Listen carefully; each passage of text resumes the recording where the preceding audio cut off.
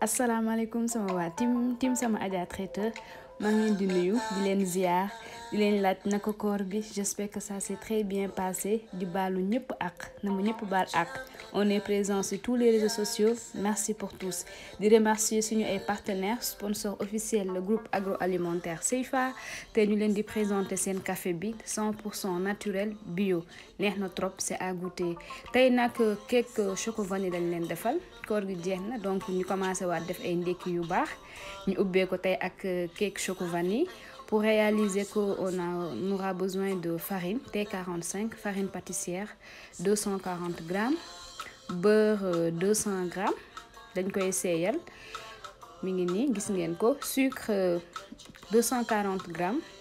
moom ak farine bi ñooy tolloo poids on aura besoin aussi de 4 œufs ñeenti nen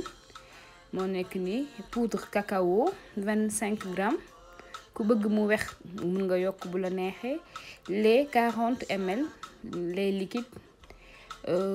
levure pâtissière ñaari kuddu yu ndaw sel duñ ko fàtte c'est impératif sinon sa cake du am goût vanille essence vanille ñaari kuddu yu ndaw yu mag plutôt ñu daal di ñëw génne séparer suñu blanc d'œuf ak suñu jaune d'œuf parce que recette bi ñaari yow yëpp la laaj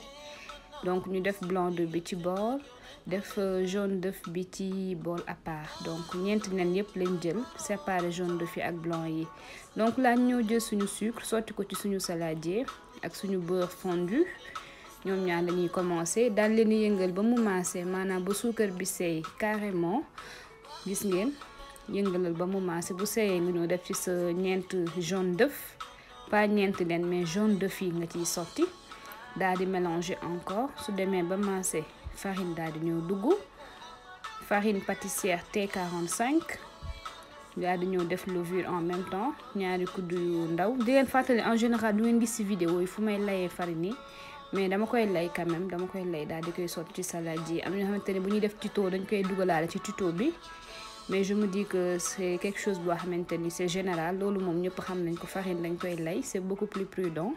suñu yëngalee ba suñu pat maase ñu daal di ñëw doog a sotti meew bi donc meew bi fii farine beeg yooyu ñoo koy jiitu presque mun naa wax ne mooy mujj ci pat bi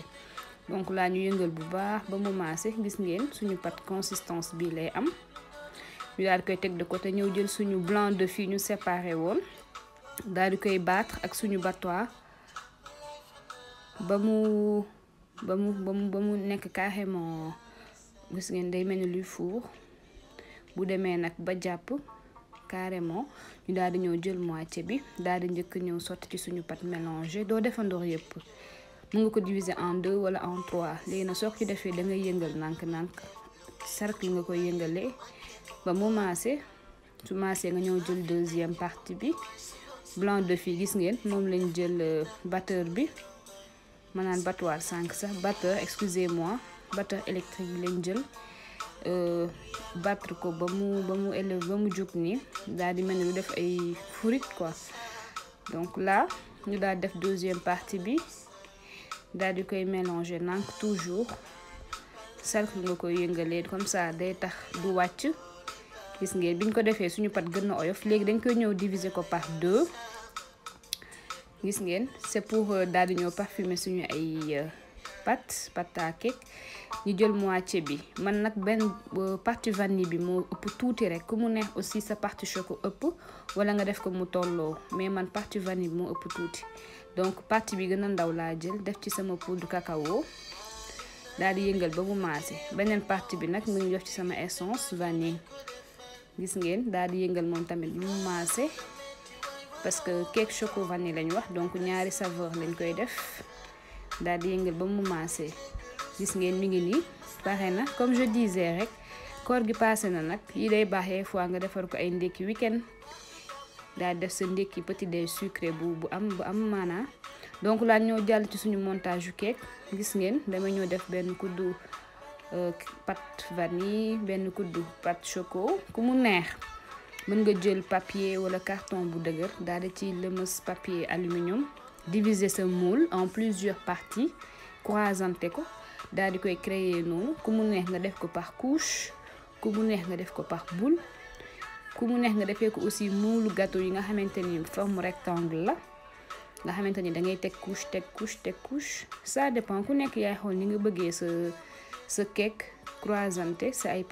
pâte chocolat ak pâte vanille bi croissanté nga defee ko noonu. Donc là ñu continuer ma dama bëgg ñu mélanger wu ñoom ñaar bu baax. ku mu neex aussi mënoo nga jël te papier la ma si papier aluminium daal di koy croissanté daal di sotti bu nekk partie bu nekk benn parfum multiplier ko ba sa moule mat bu sa moule matee nga daal di après yëkkati nànk papier nga xamante ni ay par partie ngay am yi nekk chocolat yi nekk vanille ku mu neex nga mélanger ko nii c'est au choix comme ni ma koy waxee toujours rek amul règle fixe ku nekk yaay xool nu la neexee nga defee ko sa ay recette. Donc là on a fini de mettre les pâtes. Gis ngeen di desoon tuuti ci vanille bi laa ñëw eggali ci chocolat bi moom jeex na di leen wax ne bu leen fàtte abonné wu suñuy cake mi ngi nii pare na. Gis ngeen man nii laa ko bëggee ñaari parfum yëpp daal di jaxasoo. Gis ngeen neex na ci ndekki neex na ci njoganal. Di remercier suñu partenaire officiel suñu sponsor le groupe agroalimentaire Seifa ñun ci réseaux sociaux yi seen numéro mi ngi noonu seen ay réseaux sociaux mi ngi noonu. Sama Adja traiteur mi ngi leen di gërëm di leen baaluwaat àq bu bëree di leen ñaanal jàmm suñu aussi ay contact mi ngi nii on est présent sur les réseaux sociaux di leen wax ne awma seen fay jàppale ngeen ma gis naa encouragement yi commentaires yi moom ñu ngi toj vraiment des fois nga lire commentaire sa xol sedd jaa ngeen jëf à très bientôt.